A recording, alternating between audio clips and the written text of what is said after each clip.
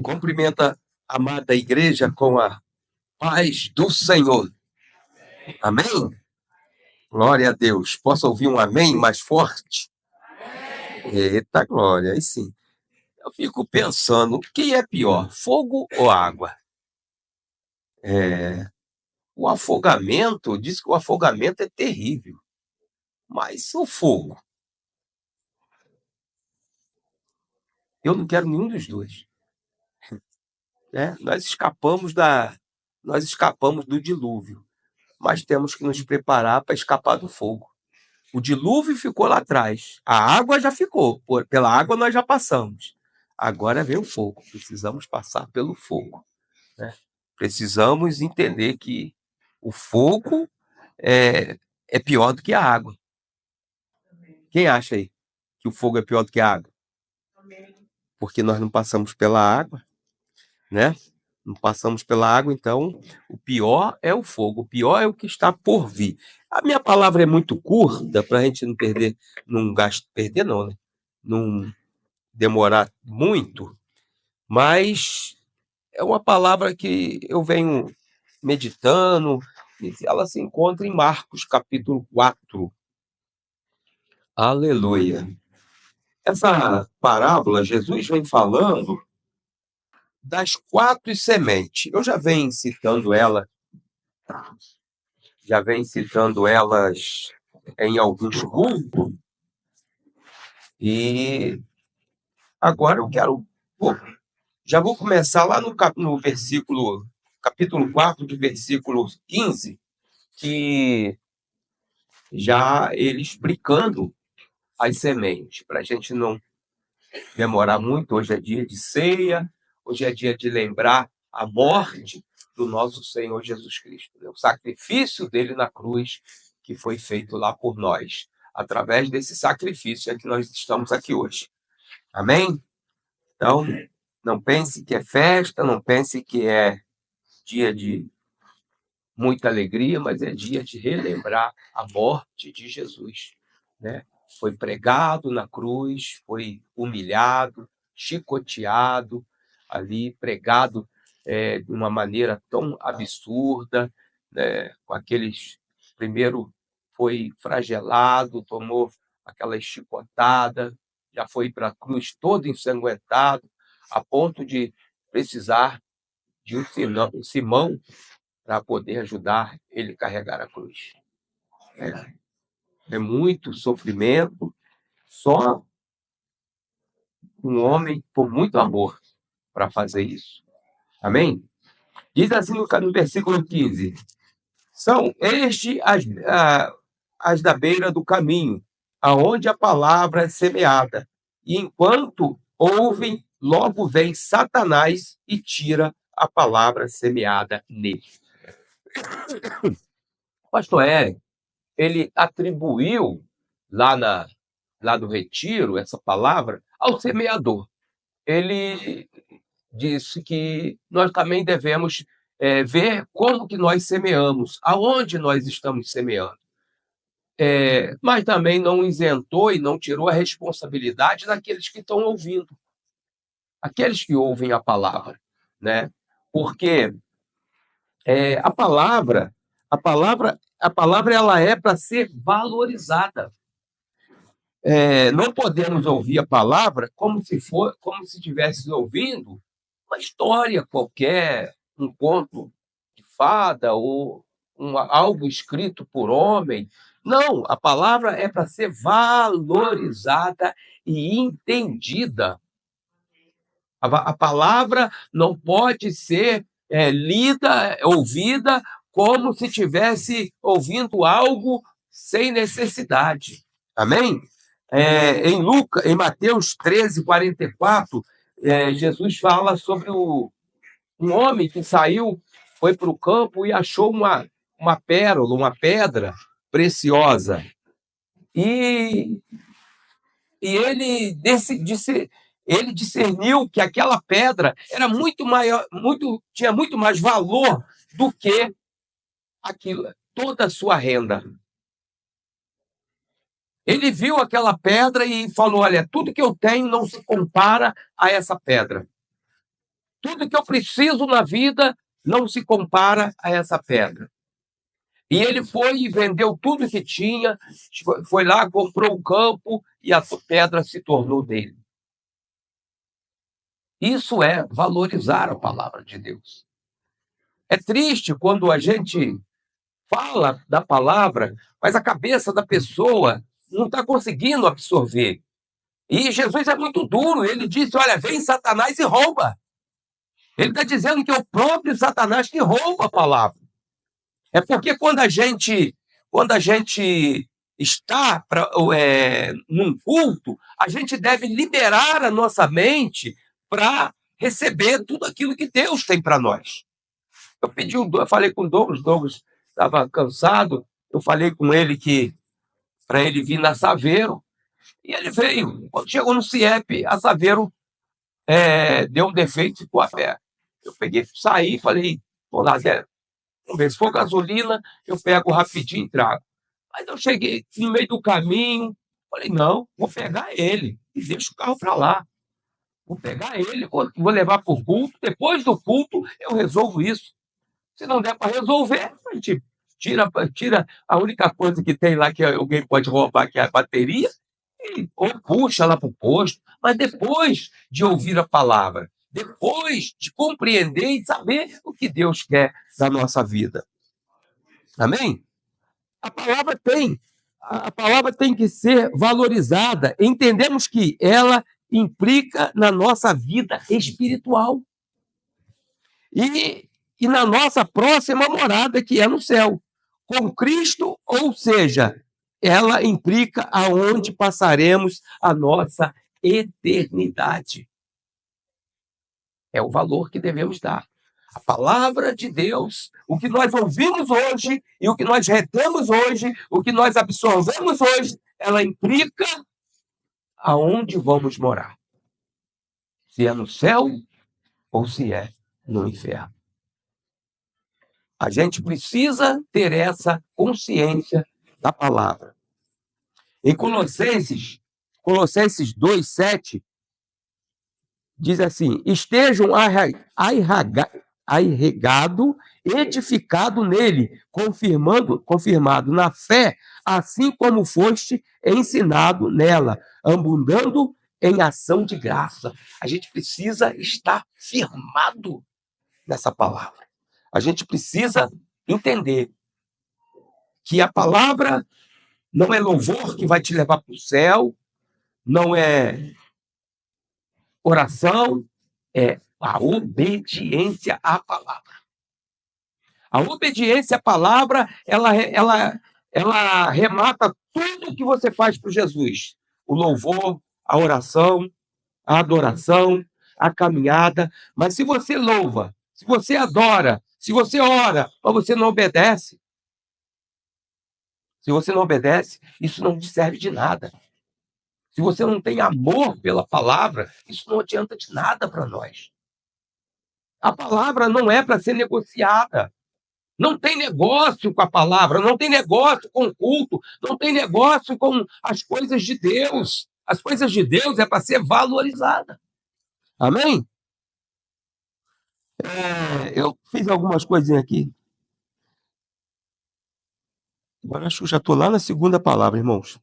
A segunda palavra, a segunda semente é aquela que cai em solo rochoso. Esse versículo que eu li aqui já implica na segunda palavra em Colossenses, né? Esteja arraigado, bem edificado, bem firmado, bem ajustado na palavra de Deus.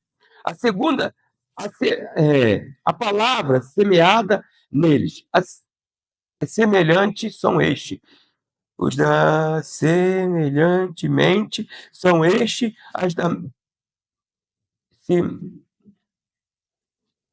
semeada em solos rochosos, os quais, ouvindo a palavra, logo a recebem com alegria, mas eles não têm raiz em si mesmo, sendo antes de pouca duração, e lhe chegando a angústia ou perseguição por causa da palavra, logo se escandalizam. A palavra A gente é para se aprofundar nela, se enraizar. A gente precisa buscar a palavra para que ela entranha na gente, para que ela enraiza na gente. Mas eu vejo muitas pessoas, às vezes, não querem se aprofundar na palavra. Porque quando você se aprofunda na palavra, você traz para você a responsabilidade. Você entende o seu compromisso. E muitas vezes é fazer igual eles fizeram lá no monte, lá com Moisés. Lá, Moisés, a gente não quer ouvir o Senhor mais não. A gente não quer ouvir o Senhor mais não. Ouve você e fala para nós. Porque se a gente ouvir Deus, a gente vai entender qual é a nossa posição. A gente vai entender qual a nossa função aqui na Terra. Por que fomos chamados? Aí você se aprofunda. O aprofundamento te traz responsabilidade, compromisso com a palavra. Mas tem gente que não quer se aprofundar na palavra. Não porque não quer, sabendo que vai ter compromisso, vai ter responsabilidade. E nós vamos ser condenados pelaquilo que nós falamos e sabemos. Amém? Mas também vamos ser condenados por não buscarmos a verdade. Existe caminho? Existe solução? Não. A solução é o quê? Se aprofundar na palavra. A semente, hoje, antigamente, quando Jesus contou essa parábola, era algo que ele dizia, a voz é dado conhecer, mas a outros não. Mas hoje nós temos o Espírito Santo que afofa e quebra pedra. Nós temos a palavra de Jesus Cristo. Não existe, para mim, na minha opinião, não existe solo rochoso.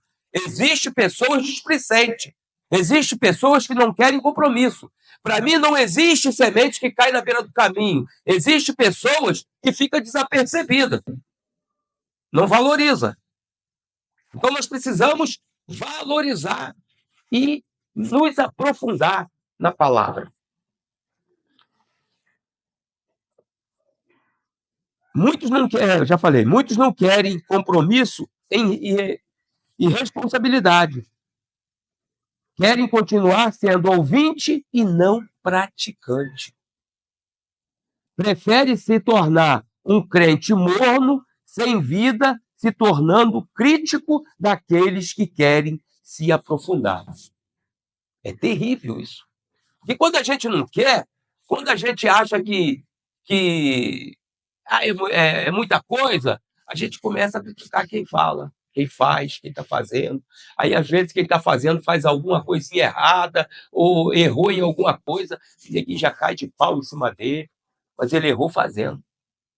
Ele errou tentando. Você está errando. Às vezes, a gente erra sem mesmo tentar fazer. Eu prefiro tentar. Eu prefiro errar tentando. Eu não sei fazer direito, mas em nome de Jesus não tem ninguém para fazer. Eu vou lá. Vou fazer. Vou pregar, vou falar de Jesus, vou ler a palavra, vou ensinar, vou fazer aquilo que tem que ser feito. Eu não posso me ausentar daquilo que Deus tem me chamado. E vai ser terrível o grande dia do Senhor. Eclesiastes 3 diz: há tempo para todas as coisas, mas o tempo de Deus na tua vida só irá concluir se você estiver em Cristo. É algo que a gente precisa entender, eu falo sempre isso, porque tem muita gente que usa esse versículo para ficar em casa ou ficar disperso, esperando o tempo de Deus. Você quer criar um peixe? Tira ele da água e coloca ele na água. Agora, não tira ele da água e bota ele no seco que ele vai morrer. Tu quer ver uma árvore dar fruto? Deixa ela na terra, que se tu tirar ela da terra, ela vai secar e não vai dar fruto. Quer ver um homem dar fruto? Permaneça em Deus. Se sair de Deus, não vai dar fruto, vai morrer. Essa é a verdadeira palavra. Se ficar em Cristo, dá fruto. Saiu de Jesus, não vai dar fruto. Não adianta. Amém?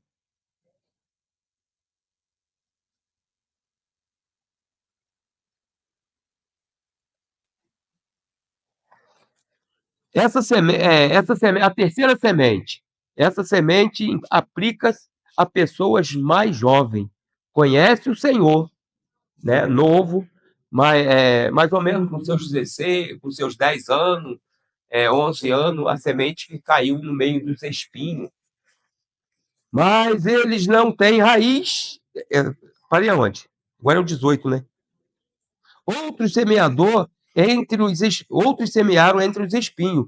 São os que ouvem a palavra, mas os cuidados do mundo, a fascinação da riqueza e as demais cobiças concorrendo sufocam a palavra, ficando ela infrutífera. Os que foram semeados à boa terra são aqueles que ouvem a palavra e recebem, frutificando a 30 e a 60 e a 100 por um. Essas palavras, as pessoas, eu vejo que implica muito com o jovem, com pessoas que é mais jovem. Ela entra na igreja ali, aceita Jesus com 9, 10 anos e vai caminhando. Mas quando chega aos seus 17, 16, 17 anos, que já começa ali terminando os estudos, já pensando em faculdade, já pensando em curso, já pensando no trabalho, ele começa a mudar a atitude, porque as oportunidades começam a aparecer. As oportunidades começam a aparecer e começam a sufocar tudo aquilo que ele aprendeu. Muitas vezes a gente aprende algo, mas aquilo vai se perdendo, se perdendo, se perdendo, porque a gente substitui aquilo que nós aprendemos por algo que nós recebemos no mundo. Amém? Não é errado a gente entrar numa faculdade, não. O errado é você deixar a faculdade entrar em você. Esse é o problema. Não é errado você fazer um curso, entrar num cursinho, fazer. O errado é você deixar o curso entrar em você. Não é errado você entrar num relacionamento. O errado é você deixar o relacionamento entrar dentro de você. Porque muitas vezes, quando entra alguma coisa, nem sempre, mas quando entra alguma coisa, é necessário tirar alguma coisa. Então, muitas vezes, a pessoa tem um relacionamento, né? Aí pronto, aquele relacionamento entra na vida da pessoa, em vez dela entrar no relacionamento, não, aquele relacionamento entra na vida da pessoa. Aí dali para lá já é fulano, fulana, e amor meu, e amorzinho, e vou mandar uma mensagem, vou fazer isso, e vou fazer aquilo. E assim o relacionamento vai tomando o lugar da palavra de Deus. O relacionamento vai entrando e vai afastando aquilo que é de Deus. Mesma coisa é a faculdade. Vou fazer faculdade. Se a pessoa não vigiar, ela vai enterrar a cara no estudo, vai enterrar a cara na faculdade. Repito, não é errado. Mas você precisa se organizar, você precisa ter direção de Deus e dizer, bom, eu vou estudar 4 horas, 2 horas, eu vou tirar para ler a palavra, para orar, para jejuar. Eu estou namorando. Bom, eu vou tirar o meu tempo com Deus, o meu tempo de atenção a meu namorado, ao meu trabalho. Tudo na vida da gente, tudo da vida da gente não pode substituir aquilo que é de Deus. E muitas das vezes a gente deixa isso substituir. É futebol, é aniversário, é churrasco, é festa. Tudo isso substitui aquilo que é de Deus. E com isso, as coisas de Deus vai subindo, as coisas do mundo vai subindo, crescendo muito mais do que as de Deus. Aí o que acontece? Toda vez que a pessoa tenta subir um bocadinho, bate a cabeça nos espinhos, nas coisas do mundo. E acaba ficando um crente anão. Um crente aniquilado. Um crente sem estatura, sem força, fica debaixo, sendo sujeito às coisas do mundo, ficando sujeito à faculdade, à relação. Quantas e quantas pessoas entram numa relação e parece que o mundo acabou para ela ou para ele. Às vezes entra num trabalho, acabou, o trabalho cegou, tirou tudo. Tirou o tempo dele com Deus, tirou o tempo da leitura, às vezes tira até o tempo dele com a família.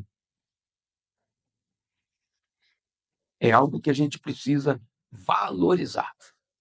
E, por fim, a palavra que caiu em boa terra. Ela caiu em boa terra e produziu 30, 60 e 100 por um. Os irmãos conseguem entender o que é produzir 30, 60 e 100 por um? É um caroço. Você planta um caroço de milho. Você planta um caroço de milho, dá um pé, né? Você planta um caroço de milho, dá um pé. Quantas espigas dá num pé de milho? Fala, Ney. Umas 4, 5, mais ou menos. Hã? Então, 2. Vamos botar 2. Mas vamos botar que cada espiga tem ali 50 caroços. Então, aquele pé produziu 100 caroços em cima de um. Amém? Ou eu estou errado? Então pronto. Então, mas a gente também precisa, mesmo caindo em terra boa, precisa ser cuidado. Mesmo caindo numa terra frutífera, uma terra bem alimentada, precisa ser cuidado. Porque senão acontece o que aconteceu com a terceira semente que caiu no meio dos espinhos. Vai ser sufocada. Você planta aí um pé de couve, um pé de alface, rapidinho começa a crescer a tal da tiririca em volta, né? E cresce caruru e mais não sei o quê. Daqui a pouco tá o pé de couve lá e aqueles besta pé de caruru em volta. Precisa ser limpado, precisa ser limpo, precisa ser tratado. Mas isso a pessoa precisa reconhecer que precisa ser tratado. Se a pessoa entender, não, eu evangelizo, eu ganho 3, 4 vidas por ano, por mês ou por ano, eu faço isso, eu faço aquilo, estou de boa. Irmão, qualquer terra precisa de cuidado. Paulo disse que ele não tinha alcançado ainda a perfeição, mas deixando as coisas passadas, avançava para o alvo. Então nós precisamos entender, mesmo caindo numa terra boa, nós precisamos de cuidado. Nós nunca vamos saber tudo. Nós nunca vamos ser o sabichão. Sempre vai ter alguém que sabe mais do que a gente. A gente vai estar sempre aprendendo.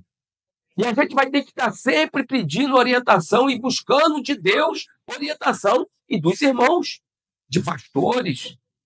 Eu tenho isso comigo. Eu busco orientação dos meus pastores. Né? O pastor Luiz não está mais na comunidade Ramá. Não está. Ele está de férias, saiu de férias, não voltou. Mas eu continuo falando com ele, ele continua orando por mim, continua me orientando. Pastor Érico, eu preciso de alguma coisa, mando mensagem para ele. Mas eu podia dizer, mas eu já fui consagrado pastor. Irmão, aí é que eu preciso mesmo, porque aí é que o caldo engrossa. Aí é que eu preciso de orientação. Porque eu não sei tudo que precisa saber. Ainda tem muita coisa para me aprender ainda. Ainda tem muita coisa para fazer ainda. Muita coisa para eles me ensinarem. Então eu não posso dizer que eu sou tal, porque não sou. Amém?